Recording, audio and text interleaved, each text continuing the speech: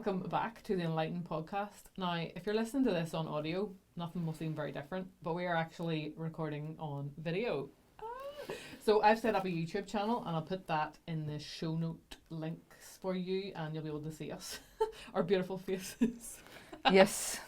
But first of all, before we start, today we are actually in a studio from our good friend Mark, who has created J14 Productions, and he's created this place from, like he'll say himself, like it was a waterlogged basement, and it actually is looking absolutely fantastic. So it's really, really cool to be in a place like this and feel like semi-professionals. Yeah, it looks great. It's a great setup. It is a great setup. Thanks so much. So thank you, Mark. We do appreciate it, and we wish you many years of success out of this place for sure. So, yes, we're back. It's kind of weird getting into the swing of it again. It's like, what do we talk about? What do we talk about? But before we start, Donna, how are you? What's going on with you? I'm okay, yeah, good. Yeah. I'm off now for a couple of weeks, so I am starting to enjoy my wonderful summer, which started off with Storm Francis. So I got soaked in like a drowned rat this morning. So, yeah, feeling good. Yeah, right. Good. Feeling good. So we're in a nice cozy studio. Yeah, Well, yeah. want. Yeah, no, this is it. Yeah. It is lashing outside, guys, but it is the perfect opportunity to come in and get some proper work done. I don't know about you, but when it's sunny, I kind of get distracted and don't do anything. Yeah, you just get your lazy mode on. Just go for a walk. Yeah. So, and what I'm doing actually, I've been going on about this for ages. I'm creating a gym out of my shed. Very good. And that, I'm very impatient. So when I found out the roof was leaking, it was like, oh, I have to wait for that to get fixed. So that got fixed, and now I'm like painting it and getting all excited. And that's where I'm going to spend my nights in a shed working out. But more on that, and maybe I'll put some stuff on video for you guys to check it out if you're anyway interested. But on with the show. Okay, so today we are talking about seeking approval. Yes, this is something that I struggle with. Okay, well I I'm always sure have done. I'm sure we'll get into personal experiences Yeah. throughout this whole show, because I think it is quite juicy. It is a juicy subject, yeah. And I reckon my first point on it is I think it all starts in childhood, like what I say about everything that's Definitely. kind of going on in your head. So basically, when you're small, I mean, you obviously don't remember, but you're going to be seeking approval from your parents. Yeah. You know, you show, look, Mommy, look what I did. And whenever your mom says, oh, well done, you're like, okay, she's showing me love. Yeah. And I don't think that ever goes away. Yeah. I really don't think it goes away. But you might rebel against your parents and be totally against what they say, but maybe your seeking approval comes from somebody else, just in your workplace, your friends.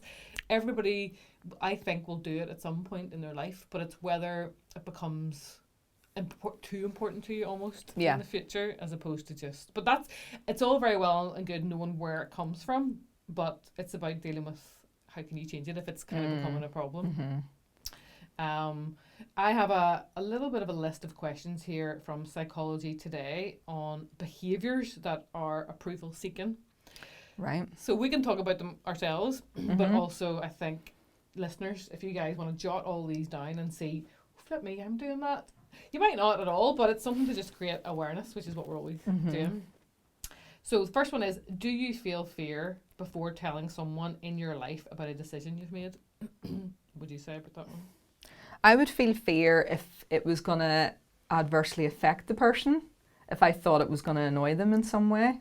I would feel fear. So that's interesting, you're thinking about them. Yes. Not that you. Well, this is the thing that I think about seeking approval. I think seeking approval is a negative when your aim is to please someone more than it is to please yourself. Yeah. So if you're going out of your way to help someone else feel better about themselves rather than how you feel, that's where you get into problems. And that's where I've in the past had issues, where it's more important how good they feel than how I feel. Yeah. Do you know what I mean? Yeah, that makes sense, yeah. And it's easily done. It's maybe something, as you say, that it's happened from your childhood, yeah. Because I think back on like whenever I was a child in school, and I always wanted to seek approval from teachers. I always wanted to be like the best in whatever subject, and that was like something that I was thinking about. Yeah. Could you pinpoint why you would be more like that than others? I don't know. Not even understand. That's the thing about a lot of this sort of stuff. You don't even know how it started. Trying to pacify other people, trying to make sure that they're okay. Maybe people surrounding me that were maybe emotionally not as resilient. And on the surface, that comes across as quite admirable, doesn't it? Yeah. But it's energy draining for yourself, isn't it? Yeah. And I was thinking about myself, and I think it totally depends on the decision you're making. So it could be something like, I am going to leave the country, leave all my friends and family behind, and I'm going to go to Australia. I mean, you might be a wee bit scared of the reaction. Like maybe your parents are really close to you, and that will cause a whole... Yes. Yeah, There's yeah. shows like the Australian shows where they're going away and they're all crying because they're watching the family talk about themselves. Or it could be, do you know what, I'm going to give up fizzy drinks for Lent. Do you know what I mean? That shouldn't bother you. But then things like that could bother certain people. It's just, to me, it just depends. But generally, I don't think that I would see it as a problem. That one, anyway. Yeah. Yeah. Okay. So, guys, you can think about that one yourselves. Do you change your actions based on fear of how another may react? Yes. Straight in there. I do. Okay, do you want to explain? I do always kind of want to make sure that I'm not going to cause conflict. I'm very adverse conflict. I don't like like if I have a fight with someone or, you know, emotions are raised, I don't like that. And I would do things that would prevent that from happening. Yeah. So that would be... Yeah. That would be it. Like I wrote here, are you trying to avoid an uncomfortable situation? Because you know a person, if you've known a person for a while, you know they're going to react a certain way. I don't want to get into this. I'm just going to keep the peace. But then if you're doing that all the time, are you not turning up as your true self, which we're always talking about? Well, this is the thing, because you're not being authentic. And it's not helping them either. You're pandering to their snowflake personality, which I'm going to talk about in another episode, actually. Yeah. Being a snowflake. Yeah. Maybe they need... I mean, there's ways of saying stuff. You don't have to be really rude to a person. No, you can put it across in a respectful way. And they should hopefully learn that they need to know these things. And because their stuff, they're reacting in a way that's maybe not a way that's good for them, so... But if I was to come in contact with somebody that's very angry, like an angry person for whatever, that actually does scare me a lot. Like, you know, I would, and I wouldn't be one of these people that would be angry back. I know a lot of people would get their guard up and then be angry back. If anything, I would turn it the other way and be nice to them. You've talked about that. It works. Yeah. I would actually, it does actually work, and it deflates the whole situation. But then at the same time, that's approval seeking. That's me trying to seek their approval in a way, isn't it? Why can't I stand up for myself and just say, you can't talk to me like that? Do you know, I always kind of... Well, there's a difference in that and getting angry back. You know, there's standing up for yourself and then there's getting angry back. Because we've talked about this before, whenever you're speaking to an angry person, if you're...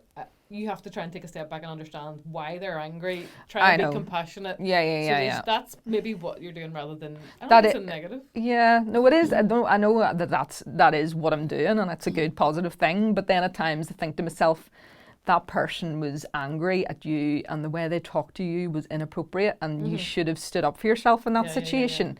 But you didn't. You were really nice to them and you just kind of pandered and let them walk over you a wee bit. Being nice to them and kind of giving in as opposed to just bringing the tone down, letting them vent and then putting your clear point across. Yeah. Here already. Yeah. That one could be talked about for quite a while. Yeah. Cool. Did I even answer what I would react like? Yeah. But other things that you would probably do is like, do you complain? Me? Yeah. Just like say something bad happened, like you got a bad dinner or something in a restaurant. Well, would you ever complain? I'm called Karen. I have never asked the manager. Surprises me, Karen. I'm so not a complainer. But at the same time, maybe when I was younger, but now, and it's not that I want an easy life. I don't see stuff that bothers me that much where I have to go and start making a complaint about it. Maybe I've just had a nice, easy life. But I think I would complain if something was a problem.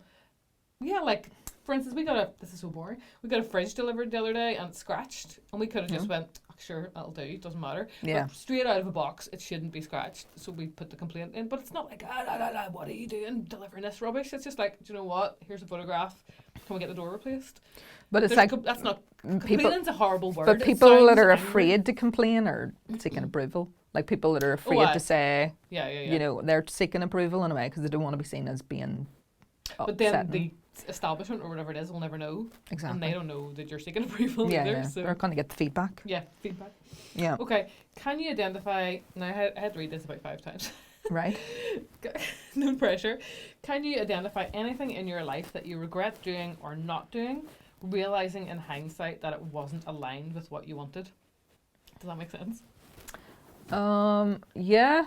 So basically behaving in a way, but whether that be action or inaction, that later on you've decided, actually that's not me at all. I shouldn't have behaved that way, but I wanted to keep the peace. I wanted to keep somebody happy. It's hard to think of an actual situation, I'm sure. Can you think of a situation where that's happened to you? Definitely in the past, but now I'm kind of a determined person that I wouldn't let that happen. You know? Yeah. No I regrets. think the thing that I kind of have issues with is expressing my feelings. So if somebody upsets me or says something to me that annoys me, I would repress it. I wouldn't tell them how it made me feel, and then I suppose then it doesn't help things, because then I'm sitting feeling angry in the background and nobody knows. So it's definitely something I'm trying to work on, being more open with how I feel about things. If something doesn't satisfy me, or if I'm not happy with the situation. Have you tried to kind of change in an actual real-time situation? Something happened? Because it's a habit loop that I always talk about. It's a habit loop. This is how I loop. turn up all the time, and to be able to break that habit is serious awareness. Yeah. No, it's something that I am trying to work on. It is something I'm trying to. It sounds like a counselling session. I know. But you know what I mean? It is something I'm trying to be a bit more open about. Yeah. But I suppose that is because you don't be open because you are afraid of what's going to happen if the other person doesn't, you know what I mean? They don't respond in the way you want them to respond. If you say, you have made me feel such and such, there's a fear there that they're going to respond in a certain way that's going to... But you can't control that. That is approval seeking, isn't it? Yeah. But like I always say, like it feels like every day, you can only control your thoughts and your actions. You can't control other people. No. So turn up as you want to, is true to yourself, and let be them honest. do their thing, and that's okay. If they say something, that's just coming from their experience and their history. It doesn't have to impact you. But I know that's way easier said than done. I know. We're sensitive beings. Yes, I know. I think I was more sensitive when I was younger. But I think everyone is, though, aren't they? Everyone's kind of more sensitive when they're younger. And then you get you care less as you get older, I think. You do, but then I was thinking about this the other day. There is probably people our age that are still very sensitive. I can think of people I went to school with, and I can still see it in them. Sensitive in what way? Just really, you can just even in their face, you can tell that they're offended by stuff. Well, that's another show that we're going to do. Being offended. Next one. So we'll not delve into that too much, but it can be a habit that stays with you for the rest of your life until you decide, no, I don't want to be like that anymore. Okay, this one's quite good. Do you struggle with setting boundaries, being direct, or communicating truthfully?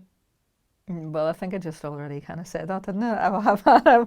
Boundaries, yeah. Boundaries is something I've been working on. I think the last couple of years I've been setting a lot of boundaries for myself. If certain people are upsetting me, I'll just not go near them for a length of time and stuff like this. But I think the truthfully thing is important, being truthful and authentic and expressing how you feel to people. I think, it's easy to say, oh yes, I can set boundaries, I can be direct, and I can be truthful. That's the way you would like to be, but in real world situations, sometimes that just doesn't happen. Yeah. Or, it's just, I think in my experience, I would like to say that I would do all of those things, but then my body language might say another thing. My body language tells a million stories. I could be saying something like, something quite direct, but then being really like scared of that kind of closed off kind of where I just say what kind of reaction I'm going to get. I can think of people it would make me kind of be a bit more, I don't know what word I'm looking for, like riled up whenever I'm going into conversation with them. I get all You're afraid of what their reaction's going to be or what they're going to say back to you. Yeah, it's just because, but what they say is people are a mirror. So whenever somebody reacts in a certain way and you're triggered by it, it's probably because there's something unresolved within you to do with that. Yeah. That's deep. That's deep. I don't know how to delve into that anymore, but setting boundaries. I don't have a problem setting boundaries now that I've got older. It's the same sort of idea. Yeah, you get better It's as like, it. I'm gonna say no to Because that. when you're young, you're like, somebody asks you to do something and you don't want to do it, you'll do it Oh, yeah. anyway, just to keep them happy. I Whereas have now, you would just say, nah, I can't be bothered. exactly. I never forget. I think I probably told you this story before. I used to work in a retail store. I'll not mention the name. And used to have to demo the dance mat, right? Do you remember dance mats? Afternoon, I would be like dancing away on that thing. I'd be absolutely exhausted, and I would get home, and people would be like, "Right, let's go out. We're going partying at Saturday night," and I'd be like, "I don't want to go," but I always ended up going. FOMO, can't miss out when you're like 18 or 19. Yeah. I wanted to go to bed. I was exhausted, but had my dinner and was probably all right. But now I'd be like, you know what? I'm tired. I'm not going. Yeah. Not a problem. Yeah. Like to the point where I'd be very direct about it. It's like I don't want to do that. Aye, and honest. Just say it rather than making up an excuse. Oh yes. Well, we've talked about this before. Can you say no? And Just not make saying, up? No. making up. Oh, Just say yeah, I no. have to do such and such tonight. Sorry, bye. Yeah, I know. Yep. That's so Northern Irish. We have to sugarcoat You it. have to have an excuse as You to have why to you can't do excuse. something. And it can't be you're washing your hair. You can't just say, do you know what? I can't be bothered looking at you. You're doing my head in. Which is actually the truth. This is actually the truth. Imagine if you could speak the way you wanted to. Well, you can. Of course you can. But then you would be afraid of offending somebody if you said that. Exactly. So, there you go. But you hear people as well saying, I would rather you were honest with me. But then, are they? But then sometimes you like to hear like a little white lie the odd time, don't you? You like, Yeah. it eases the blow a bit. I remember when I was younger, we used to play out in the street quite a bit. It was just really, really fun. And I used to go, I'm away in, I'm tired. But it was an excuse to say, I just want to go and eat something. I want to go and eat crisps. And they used to come and call on me and be like, I knew you were eating food. You're not inviting us in to eat your crisps. You just went away to go and eat crisps. Oh, so Oh dear, God love you. Anyway, here's the next one. Do you inadvertently lie or admit the truth when speaking to someone due to fear of their response or opinion? Yeah, well that's Same like what we thing. were saying, making Yeah. up a wee white lie or whatever, just kind of For an easy life. eases the blow, It you does, know. yeah. Oh, I can't make it tonight because I'm going to such and such with such and such, Yeah. you know. Yeah. So those are a few of the questions from psychology today. But do you know what I was thinking when I was trying to answer them myself? Do you know when you're filling out like a personality test and you're answering it and you're going, yep. And then you get your result and you're like, no, it's not really me. I think you fill out questionnaires all the time the way you would like to think you are rather than the way you actually are. Yeah. That's what it reminded me of. It's like, I would like to think I don't really answer yes to any of these. No. But I'm sure I tick all the boxes. But I think everyone does though, to some degree. Like some people are Yeah. better than others obviously at it, but everyone has Yeah, a degree of it. exactly, yeah. Yeah. So that's all my questions. I don't know if you've anything there. Well, I'm just thinking of So- other cases of like examples of approval seeking. So spreading gossip is a form of seeking approval, apparently. We've talked about that before. We've We talked did. about that, the fact that it brings people together Well, it brings people together, yeah. for the worst reasons. And it's almost like, I suppose it is a wee bit like bullying, but it's like I feel like I'm at one with you and we're kind of, you know, Just kind of in this together. that person is like outside, you know, so I'm seeking your approval that you like me. Yes. You don't like them, but you like me. And then you said if you were to witness that, you would distrust these people then? Yeah, Because if they're definitely. talking about other people, what are Then they they're saying? going to be talking about you, aren't you? Oh, of course, people are like that though, aren't they? Although, yeah. If there's a pet peeve of mine gossiping, it just makes me cringe. It is something I probably would have done when I was younger. It's a young person's thing. I think when you're older, you tend not to gossip as There's much. more important things to talk about. Although, if you ever watch Real Housewives, my word. Or that one that one, what do you call that? Selling Sunset? Sunset. Selling Sunset or Have you something. guys watched it? Terrible people. I can't watch it. But I it's can't watch, definitely but fabricated. I can't watch all that. I can't watch load of girls. I'm normally catfighting. but it's literally all about the houses for me. The houses in LA are amazing, and their commissions is out of this world. But they obviously, I think the owners of the real estate thought it was going to be just this really informative show, and then they realised that's actually really boring. So they just So they brought made in up this drama. Yeah. There's only so much you can talk about Yeah. a fancy house, really, isn't there? But totally, I'm sure it's all embellished just to add high drama. Because I wouldn't be friends with these people, and they're all friends. But with there each must be there is something that people enjoy about that whole kind of catty, gossipy other. thing. Yeah. That person's, you know, Yeah. Even when it's made up, people watch it, don't they? Like Made in Chelsea. So they can feel higher than them. It's a it's a superiority complex, isn't it? It's like, I'm better than you because I don't be like that. Except you probably do. Yeah. Yeah, exactly. Do we get any more? Yeah, I think that's the thing. To get over this whole having approval from people, it's nice to have approval, but the only way to have like good approval is to have your own self-respect. Yes, and you're not funny. Yeah. So that's the most important. In that respect. The most important person to have approval for is yourself. Because I think I read somewhere, nobody is going to be everybody's friend, and if you are, you're not doing it right. Mm-hmm. Not that people are going to dislike you, but there's going to be people you gel with and people you don't. Yeah. If you think of people in your life now, there's people that you would like have an acquaintance, but you're never going to be close to them. No. And that's okay. That's okay. That's okay. Yeah. But you don't need to seek approval from these people. No, you don't. Yeah. And that's just something. I was actually thinking there, I have it written down about a time whenever I was younger, the first kind of approval seeking thing when I was a child that had happened to me that really annoyed me. And it must have annoyed me because I still remember it to this day. But I remember I drew a little picture. I think it must have been about 7 or something, 6 or 7. And I drew a picture and I gave it to my auntie. And she took it off me and spent a wee while on this picture. Can't even remember what it was. I gave it to her and she said, "Oh, that's lovely." And then she took it and then she rolled it up into a ball and threw it away. Wow. And it really annoyed me I'm at sure the you time. shed a wee tear. I probably did shed a tear because I still remember now. Why? She just didn't. Well, let's face it. It was a wee picture 6-year-old did. It was probably like rubbish. Like she did it in your front of your face. But she just she didn't think. I know she didn't think. She wasn't being malicious. She wasn't being malicious at all. She wasn't doing it maliciously at all. It was just. She probably did it later on. She thought I wasn't looking or something as well, but I was looking. But I was just thinking like that was probably one of the earliest kind of. Isn't it amazing how those things stick with you? I don't know if it has a repercussion in later life. Is why that could be why then now you seek approval because she crumpled up your drawing. And maybe in a creative sense as well. I would always kind of seek approval in a creative kind of. Yeah. You know, it's important that people think that I'm good at something like that. You know, maybe it comes from. I haven't even thought about that. I hear stories all the time about people getting something like that happen to them and then they stop altogether. They don't do the art, they don't do the music because somebody said one thing. Like teachers, so powerful. Oh, I know. I remember in I think it was 5th year I was painting this, I've probably told you this before, this painting of a packet of digestives. I thought it was perfect, right? I wish I still had it, probably terrible now. I thought it was was I telling you this before? I don't know. No, I never heard about digestives. It was perfect, like writing all the letters and all, and I had all the shading. I thought it was the best work I've ever done. The teacher's like, "That's too accurate." What?